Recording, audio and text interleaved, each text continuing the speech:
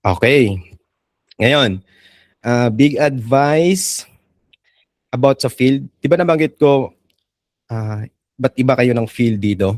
So from ABE, mechanical, civil, electrical, at saka electronics. Huwag nyong ilalayo sa field nyo yung gagawin yung portfolio or profile. Okay? Bakit?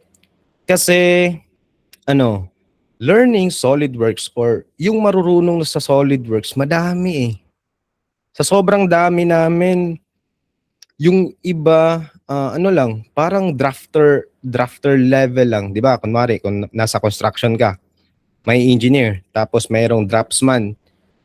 Yung draftsman na level, hindi na kailangan ng engineering degree or PRCRED license o ano pa, basta drafter lang na level siya.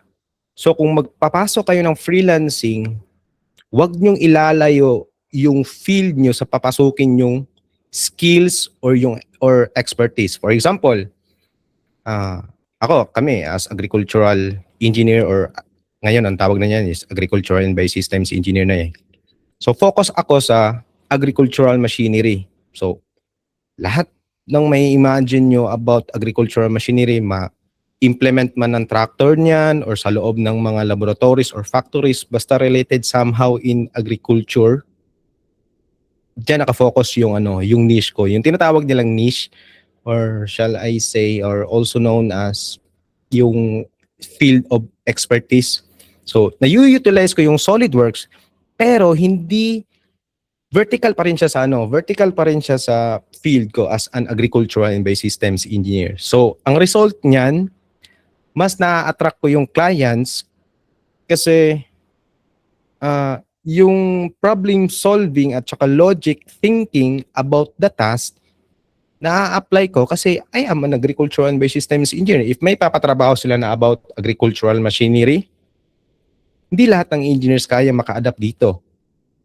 Malamang sa malamang kaya ng iba, pero as much as possible, you need to utilize if yung field mo sa ngayon. Kasi magagamit mo talaga siya. Sabi ng iba, hindi na kailangan na maging graduate or kailangan maging license. Let's say, sabihin natin, hindi kailangan yung PRCID natin dito, pero yung logical thinking at saka problem solving skills mo, gamit na gamit talaga.